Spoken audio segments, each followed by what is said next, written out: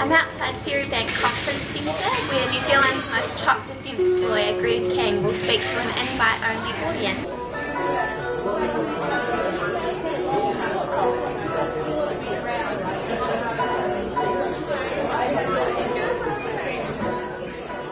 I've done about 50 murder cases. None of them are nice. All of them involve people being dead who shouldn't be. Found myself in the grips of this absolute, total media circus. And to this day, I just don't really get it. But for whatever reason, this one kind of took on a life of its own. An interesting dynamic that New Zealand is fairly unique in the world is that we have what we call extended media coverage. We allow television cameras into court, we allow radio to record things. Very few other nations in the world allow that. Even in the United States of America, it is not permitted in all but a very small number of states and in a very small number of cases. In New Zealand, it's routine. In the McDonald trial, Ewan McDonald, my client, was only permitted to be filmed for the first 15 minutes of each day. So everything that you saw on TV was filmed in that 15 minutes. And yet, almost without exception, what they would do is they would show a witness who was giving evidence at 3 o'clock in the afternoon and saying something exciting. Usually it would involve someone holding up a shotgun. And then they would juxtapose that with footage taken of Ewan in that early 15 minutes. And of course the viewer is misled into believing that they're seeing his reaction to this evidence. And what are the bits that are actually picked up by the media and used? Even on the day of the dive food evidence, which was the defence turning point, when we got a Crown scientist to accept that the footprints at the scene could not be made by a pair of size 9 Proline dive boots, which completely gutted the Crown case, neither of the major television networks picked up on it at all. They showed footage of tears, a close-up of a hand, of an elbow, with Scott Guy tattooed on it, and more tears. Close-up of a hand that doesn't have a wedding ring on it. That's good news. That's why we allow cameras in our courts. On several occasions during the ordeal, and it is an ordeal, of the key witnesses giving evidence, the Crown had to ask that the cameras stop clicking. Because as soon as the tears started, and believe me, tears in a courtroom are not contrived. They are the most natural thing in the world. People are being made to relive terrible and very, very scary and horrible memories. Straight after the verdict, Kylie exploded in this rain. The media were running out of the court to be first to report it. And I was just a stunned mother. Why are we turning their lives into a soap opera? And can we really justify it on the spurious grounds that we're talking as surrogates of the public, bringing truth, bringing education to the public about the workings of our court processes? Or are we selling papers?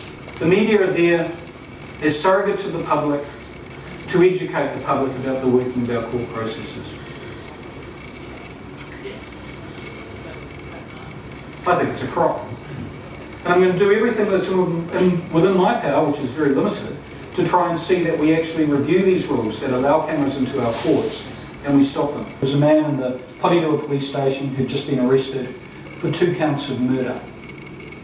This man, who I represented, who subsequently pleaded guilty to 2 counts of murder, had just been released from prison. He'd discovered that his partner, the mother of his 3 children, didn't want him to return to her house. So he found another address about 10 kilometres away.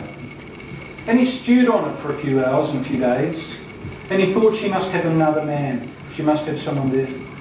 So in the house he found an aluminium baseball softball bat. He walked 10 kilometres one night, Friday night, back to this house. In it, he found his 3 children, his ex-partner, and Luciana. Luciana was 16.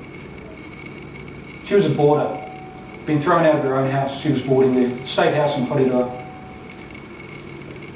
In order to show his ex-partner how much she had upset him, in front of her, in front of his 3 children, he tortured Luciana to death over 4 hours. You couldn't tell what colour the wallpaper was in the house. Having killed Luciana, he then proceeded to kill his ex-partner in much the same way, repeatedly saying to her, "See what you've made me do? See what you've paid me do?" That's what his children reported him having said. So that was my weekend, 2 post-mortems, tending the scene of this, riding back to Monday, week 2 or 3 of whatever it was of the Weatherston trial, to listen to young, pretty, blonde journalists describing the Weatherston case as the most horrific murder in New Zealand history. TV never even reported the killing of Luciana and the mother.